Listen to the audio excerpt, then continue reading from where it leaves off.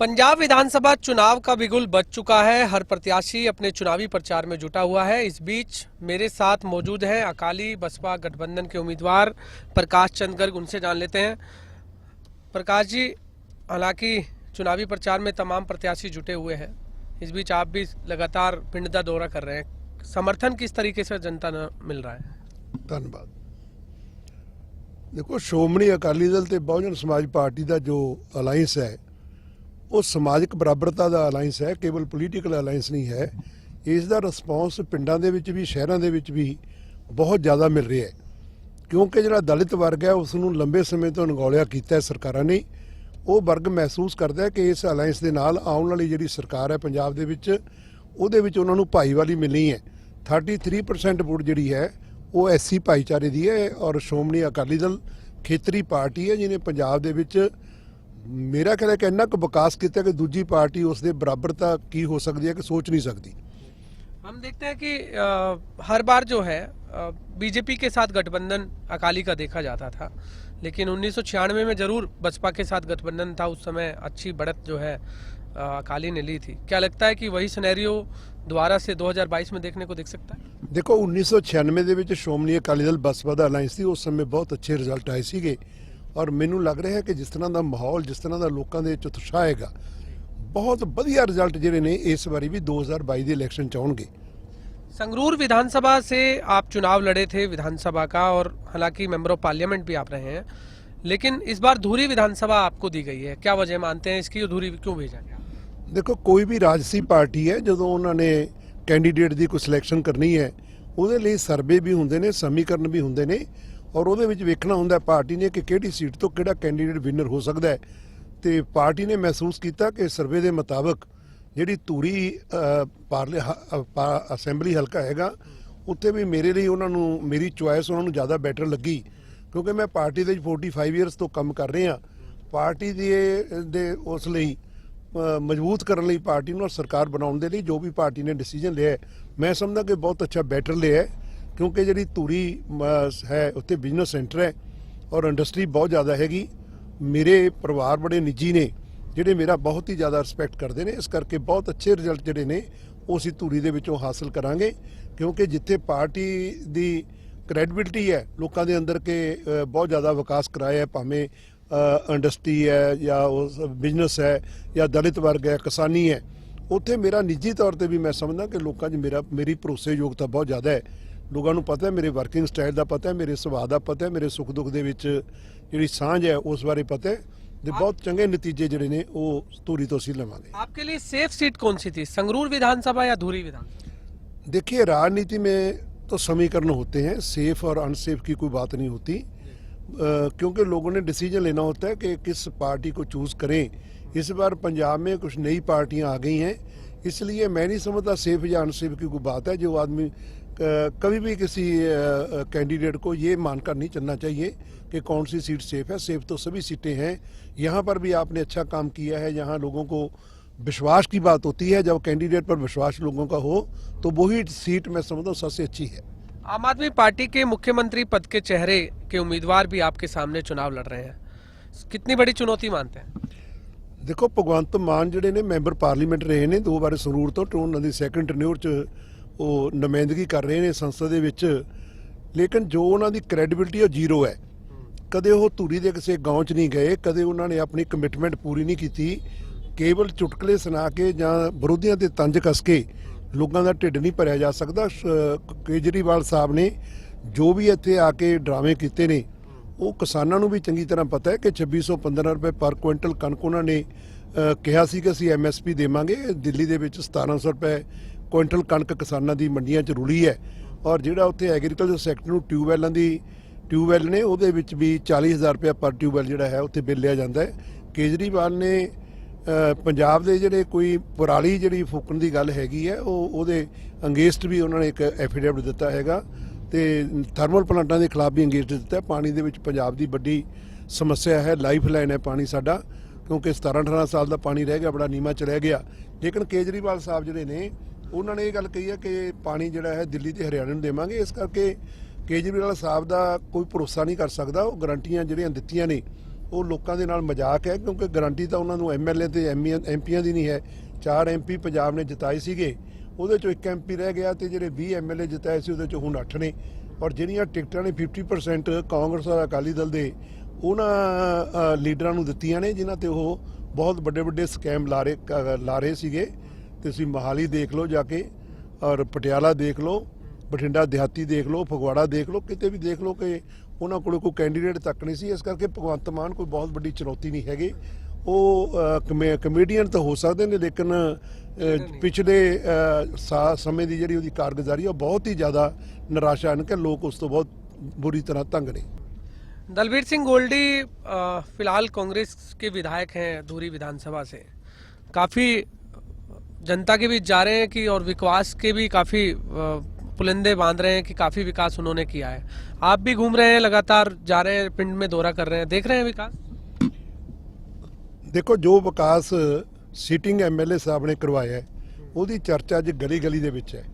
ਵਿਕਾਸ ਇਹ ਕਰਾਇਆ ਕਿ ਯੂਨੀਅਨਾਂ ਤੇ ਕਬਜ਼ੇ ਕੀਤੇ ਨੇ ਔਰ ਉੱਥੇ ਪ੍ਰਧਾਨ ਜਿਹੜੇ ਨੇ ਉਹ ਥੋਪੇ ਨੇ, ਉਹਨਾਂ ਦੇ ਚਹੇਤਿਆਂ ਨੇ ਉੱਥੇ ਢੋਲ ਢੁਆਈ ਦੇ ਜਿਹੜੇ ਟੈਂਡਰ ਨੇ ਉਹ ਲਏ ਨੇ ਤੇ ਆਪਰੇਟਰਾਂ ਦਾ ਜਿਹੜਾ ਹੈ ਉਹਨਾਂ ਨੂੰ ਬਹੁਤ ਘੱਟ ਪੈਸਾ ਦੇ ਕੇ ਉਹਨਾਂ ਦਾ ਆਰਥਿਕ ਸ਼ੋਸ਼ਣ ਕੀਤਾ ਹੈ।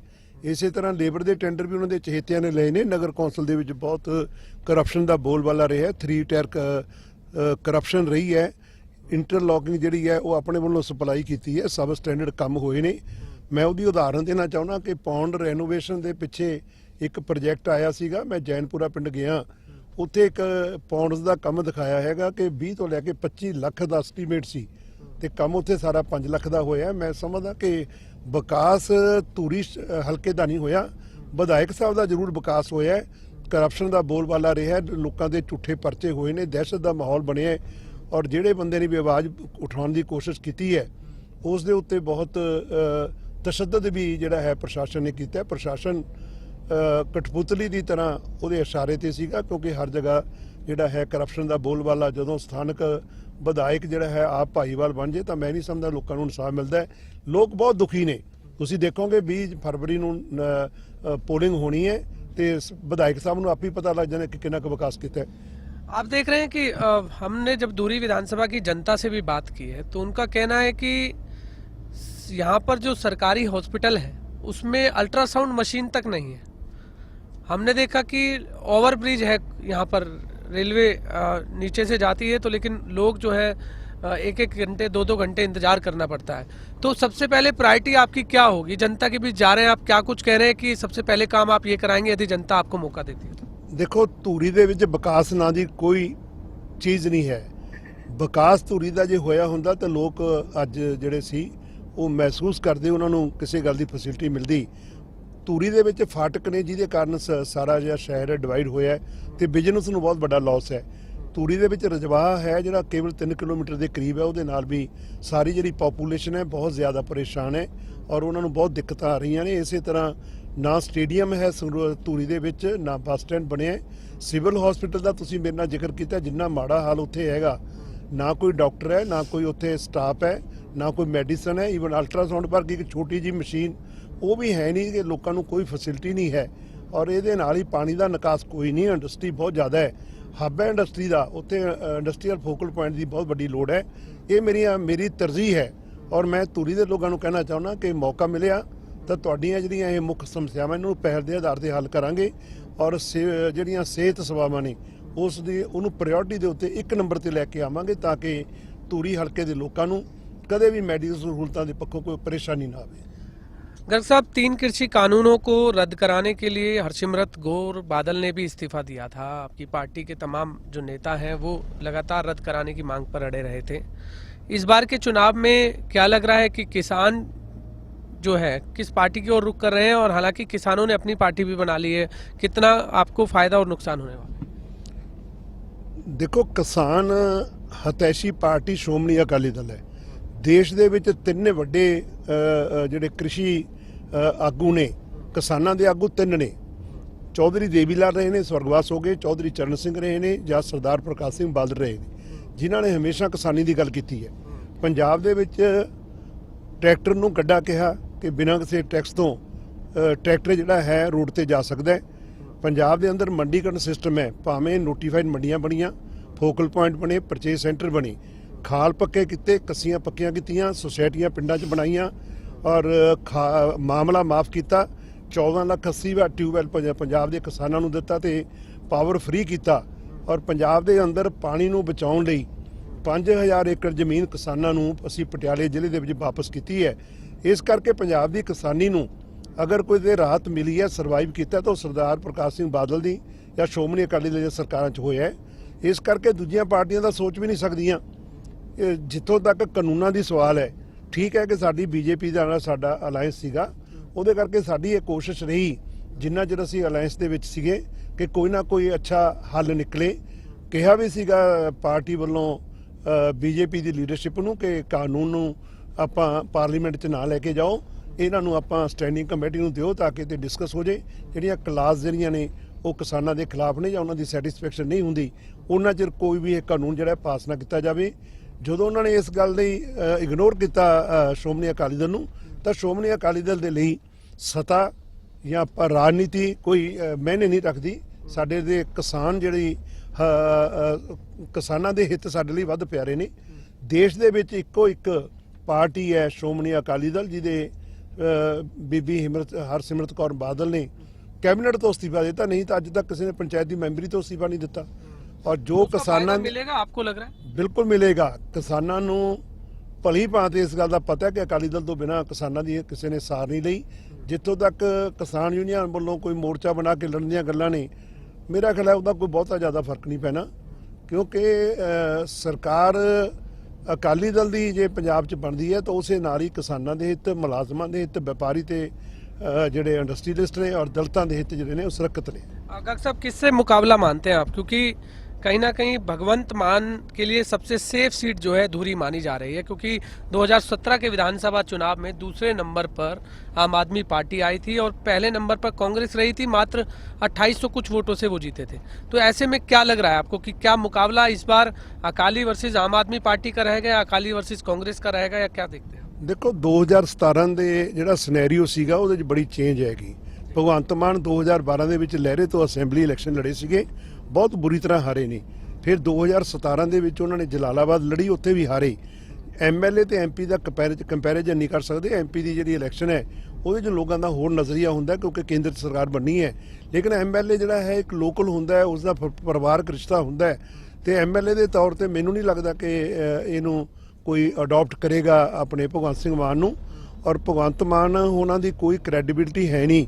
17 ਦੇ ਸਿਨੈਰੀਓ ਨੂੰ ਮੈਂ ਇਸ ਕਰਕੇ ਨਹੀਂ ਦੇਖ ਰਿਹਾ ਕਿ 17 ਤੋਂ ਦੇ ਵਿੱਚ ਤਾਂ 100 ਸੀਟ ਦਾ ਇਹ ਦਾਵਾ ਕਰਦੇ ਸੀ, ਜਗ੍ਹਾ ਜਗ੍ਹਾ ਤੇ ਇਹਨਾਂ ਨੇ ਹੋਰਡਿੰਗ ਲਾਏ ਕਿ ਇਹ ਸਾਰਾ ਪੰਜਾਬ ਕੇਜਰੀਵਾਲ ਸਾਹਿਬ ਨਾਲ 100 ਸੀਟ ਤੇ 100 ਦਾ ਦਾਵਾ ਕਰਨ ਵਾਲੇ 20 ਸੀਟਾਂ ਆਇਆ। ਇਸ ਵਾਰੀ ਤਾਂ ਉਹਨਾਂ ਦੀ ਪੋਜੀਸ਼ਨ ਹੋਰ ਵੀ ਜ਼ਿਆਦਾ ਮੈਂ ਸਮਝਦਾ ਕਿ ਕਮਜ਼ੋਰ ਹੈ, ਕਿਉਂਕਿ ਲੋਕਾਂ ਨੂੰ ਇਹਨਾਂ ਦੇ ਸਾਰੇ ਪਤਾ ਲੱਗ ਗਿਆ ਕਿ ਪੰਜਾਬ ਹਤੈਸ਼ੀ ਨਹੀਂ ਹੈਗੇ ਤੇ ਭਗਵੰਤ ਮਾਨ ਉਹਨਾਂ ਨੂੰ ਭੁਲੇਖਾ ਹੈਗਾ ਕਿ ਧੂਰੀ ਸੀਟ ਜਿਹੜੀ ਹੈ ਮੈਨੂੰ ਬੜੀ ਈਜ਼ੀਲੀ ਮੈਨੂੰ ਆ ਸਕਦੀ ਹੈਗੀ ਹੈ। ਲੇਕਿਨ ਜੇ ਮੈਂ ਸਮਝਦਾ ਕਿ ਜੇ ਉਹ ਸੀਐਮ ਦੇ ਐਡੇ ਵੱਡੇ ਦਾਅਵੇਦਾਰ ਨੇ, ਸੋਚ ਲੱਗਦੇ ਨੇ, ਸੁਪਨੇ ਲੈ ਰਹੇ ਨੇ, ਤੇ ਉਹਨਾਂ ਨੂੰ ਵੀ ਕਿਤੇ ਐਸੀ ਸੀਟ ਤੇ ਜਾਣਾ ਚਾਹੀਦਾ ਸੀਗਾ ਕਿ ਫਿਰ ਸੁਖਬੀਰ ਸਿੰਘ ਬਾਦਲ ਨੂੰ ਚੈਲੰਜ ਕਰਦੇ, ਜਲਾਲਾਬਾਦ ਜਾ ਕੇ ਨਵਜੋਤ ਸਿੱਧੂ ਨੂੰ ਚੈਲੰਜ ਕਰਦੇ ਜਾਂ ਮੁੱਖ ਮੰਤਰੀ ਚੰਨੀ ਨੂੰ ਚੈਲੰਜ ਕਰਦੇ ਤੇ ਜਾ ਕੇ ਆਪਣੇ ਵਰਕਰਾਂ ਦਾ ਘਾਣ ਕਰਕੇ 7-8 ਜਿਹੜੇ ਉਹਨਾਂ ਦੇ ਆਗੂ ਸੀਗੇ ਜਿਹੜੇ ਉਹ ਲੰਬੇ ਸਮੇਂ ਤੋਂ ਉੱਥੇ ਕੰਮ ਕਰ ਰਹੇ ਸੀ, ਉਹਨਾਂ ਸਾਰਿਆਂ ਨੂੰ ਇਗਨੋਰ ਕਰਕੇ। ਔਰ ਮੈਨੂੰ ਲੱਗਦਾ ਕਿ ਜੋ ਸ਼ੋਸ਼ਣ ਆਰਥਿਕ ਤੌਰ ਤੇ ਉਹਨਾਂ ਦਾ ਕੀਤਾ ਹੈਗਾ, ਲੋਕਾਂ 'ਚ ਗੁੱਸਾ ਹੈ। ਤੁਸੀਂ ਲਾ ਲਓ ਕਿ ਸੰਦੀਪ ਸਿੰਗਲਾ ਜਿਨ੍ਹਾਂ ਦਾ ਪਿੱਛੇ ਐਕਸੀਡੈਂਟ 'ਚ ਡੈਥ ਹੋਇਆ ਸੀਗਾ, ਉਹ ਆਮ ਆਦਮੀ ਪਾਰਟੀ ਦੇ ਬੜੇ ਅੱਛੇ ਵਰਕਰ ਸੀਗੇ, ਬੜੇ ਵਲੰਟੀਅਰ ਸੀਗੇ, ਉਹਨਾਂ ਦੇ ਪਰਿਵਾਰ ਦੀ ਬਹੁਤ ਵੱਡੀ ਦੇਣ ਹੈਗੀ ਹੈ। ਪਰ ਅੱਜ ਜੋ ਕੁਝ ਉਸ ਪਰਿਵਾਰ ਨਾਲ ਹੋਇਆ ਹੈ, ਹਲਕੇ ਦੇ ਵਿੱਚ ਬਹੁਤ ਵੱਡਾ ਗੁੱਸਾ ਹੈ ਲੋਕਾਂ ਦੇ ਵਿੱਚ ਕਿ ਜਿਸ ਪਰਿਵਾਰ ਨੇ ਆਪਣਾ ਨੌਜਵਾਨ ਬੇਟਾ ਵੀ ਗਵਾ ਲਿਆ। ਔਰ ਉਸ ਤੋਂ ਇਲਾਵਾ ਮੈਂ ਨਹੀਂ ਕਹਿੰਦਾ, ਚਲੋ ਮੈਂ ਦੋਸ਼ ਤਾਂ ਨਹੀਂ ਲਾ ਸਕਦਾ, ਪਰ ਜੋ ਕੁਝ ਆਰਥਿਕ ਤੌਰ ਤੇ ਉਹਨਾਂ ਨੂੰ ਲੁੱਟਿਆ ਗਿਆ ਹੈ ਔਰ ਅੱਜ ਉਹਨਾਂ ਨੂੰ ਇਗਨੋਰ ਕਰਕੇ ਭਗਵੰਤ ਮਾਨ ਅੱਗੇ ਆਏ ਨੇ, ਇਹਦਾ ਖਮਿਆਜਾ ਉਹਨਾਂ ਨੂੰ ਭੁਗਤਣਾ ਪੈਣਾ ਹੈ। किस पार्टी से मुकाबला समझते हैं? ਦੇਖੋ ਵੈਸੇ ਤਾਂ ਅਸੀਂ ਤਾਂ ਮੁਕਾਬਲਾ ਹੀ ਨਹੀਂ ਇਹਨਾਂ ਨਾਲ ਸਮਝਦੇ, ਪਰ ਇੱਕ ਇਹ ਸਮਝ ਲਓ ਵੀ ਸੈਲੀਬ੍ਰੇਟਰੀ ਲਾ ਲਓ ਜਾਂ ਕਮੇਡੀਅਨ ਲਾ ਲਓ, ਤੇ ਮੁਕਾਬਲਾ ਕਿਤੇ ਨਾ ਕਿਤੇ ਥੋੜਾ ਬਹੁਤ ਜਿਹੜਾ ਹੈ ਉਹ ਭਗਵੰਤ ਮਾਨ ਆਮ ਆਦਮੀ ਪਾਰਟੀ ਨਾਲ ਹੋ ਸਕਦਾ, ਸਾਰੇ ਪੰਜਾਬ 'ਚ ਨਹੀਂ ਹੈ। ਸੀਟ ਟੂ ਸੀਟ ਜਿਹੜਾ ਹੈ ਉਹ ਮੈਟਰ ਕਰਦਾ ਹੈਗਾ ਤੇ ਲੱਗਦਾ ਹੈ ਕਿ ਧੂਰੀ ਦੇ ਵਿੱਚ ਭਗਵੰਤ ਮਾਨ ਨਾਲ ਮੁਕਾਬਲਾ ਹੋ ਸਕਦਾ ਹੈ। ਤੇ ਕੋਈ ਚੈਲੰਜ ਨਹੀਂ ਹੈ ਸਾਡੇ ਲਈ। क्या कहना चाहते हैं धुरी की जनता से? ਧੂਰੀ ਦੀ ਜਨਤਾ ਨੂੰ ਮੈਂ ਇਹ ਕਹਿਣਾ ਚਾਹੁੰਦਾ ਕਿ 3 ਫੇਸ ਵੱਡੇ ਤੁਹਾਡੇ ਕੋਲੇ ਨੇ। ਇੱਕ ਤੁਹਾਡਾ ਸੀਟਿੰਗ ਐਮਐਲਏ ਹੈ ਦਲਵੀਰ ਸਿੰਘ ਗੋਲਡੀ, ਸੈਕੰਡਰੀ ਉੱਥੇ ਭਗਵੰਤ ਮਾਨ ਨੇ, ਤੀਸਰਾ ਮੈਂ ਤੁਹਾਡਾ ਸੇਵਾਦਾਰ ਤੁਹਾਡੇ ਵਿੱਚ ਹਾਂ। ਤੁਸੀਂ ਆਪ ਮਹਿਸੂਸ ਕਰੋਗੇ ਕਿਉਂਕਿ ਉਹਦੇ ਚ ਕਾਰਨ ਕੀ ਹੈ ਕਿ ਬਿਜ਼ਨਸ ਔਰ ਇੰਡਸਟਰੀ ਜਿਹੜੀ ਹੈ ਉੱਥੇ ਬਹੁਤ ਜ਼ਿਆਦਾ ਹੈਗੀ ਹੈ। ਵਪਾਰਕ ਸੈਂਟਰ ਹੈ, ਇੰਡਸਟਰੀ ਦਾ ਹੱਬ ਹੈ। ਮੇਰਾ ਜਿਹੜਾ ਪਿਛੋਕੜ ਹੈ ਉਹ ਵਪਾਰੀ ਵਰਗ ਦੇ ਨਾਲ ਹੈ ਤੇ ਬਿਜ਼ਨਸ ਕਮਿਊਨਿਟੀ ਦੇ ਨਾਲ ਹੈ। ਔਰ ਮੈਂ ਇਸ ਗੱਲ ਦਾ ਵੀ ਮੇਰਾ ਸਲੋਗਨ ਹੈ ਕਿ ਵਪਾਰ ਮੇਰਾ ਧਰਮ ਹੈ ਔਰ ਰਾਜਨੀਤੀ ਮੇਰਾ ਕਰਮ ਹੈ। ਰਾਜਨੀਤੀ ਮੈਨੂੰ ਪਿੱਛੋਂ ਹੈ, ਵਪਾਰ ਮੇਰੇ ਲਈ ਪਹਿਲਾਂ ਹੈਗਾ। ਮੇਰੀ ਡਿਵੈਲਪਮੈਂਟ ਕਰਾਉਣਾ ਜਿੱਥੇ ਮੇਰੀ ਜ਼ਿੰਮੇਵਾਰੀ ਹੈ, ਉੱਥੇ ਬਿਜ਼ਨਸ ਅਤੇ ਇੰਡਸਟਰੀ ਨੂੰ ਜੋ ਐਗਜ਼ਿਸਟਿੰਗ ਹੈਗੀ ਉਹਨੂੰ ਸਰਵਾਈਵ ਕਰਨਾ ਤੇ ਉਹਦੀਆਂ ਮੁਸ਼ਕਲਾਂ ਦਾ ਹੱਲ ਕਰਨਾ, ਇਹ ਮੇਰੇ ਲਈ ਸਭ ਤੋਂ ਵੱਧ ਤਰਜੀਹ ਹੈ। ਔਰ ਮੈਨੂੰ ਉਮੀਦ ਹੈ ਕਿ ਧੂਰੀ ਹਲਕੇ ਦੇ ਲੋਕ ਮੇਰੇ ਤੇ ਭਰੋਸਾ ਕਰਨਗੇ, ਮੇਰੇ ਪੁਰਾਣੇ ਕੰਮਾਂ ਨੂੰ ਵੇਖਣਗੇ, ਮੇਰੇ ਜਿਹੜਾ ਹੈ ਵਰਕਿੰਗ ਸਟਾइल है उसਨੂੰ देख के मेरे हक च फतवा देंगे। बहुत बहुत धन्यवाद सर। आपने सुना धुरी विधानसभा से अकाली बसपा गठबंधन के उम्मीदवार प्रकाश चंद गर्ग को, जिनका कहना है कि हालांकि मुकाबला नहीं है लेकिन फिर भी जो 3 बड़े चेहरे हैं उनके सामने चुनाव लड़ रहे हैं। ऐसे में अब देखना होगा कि आखिरकार 10 मार्च को जब पंजाब के नतीजे आएंगे तो किसकी सरकार बनने वाली है। कैमरामैन साहिल के साथ गुलशन ग्रोवर, धुरी।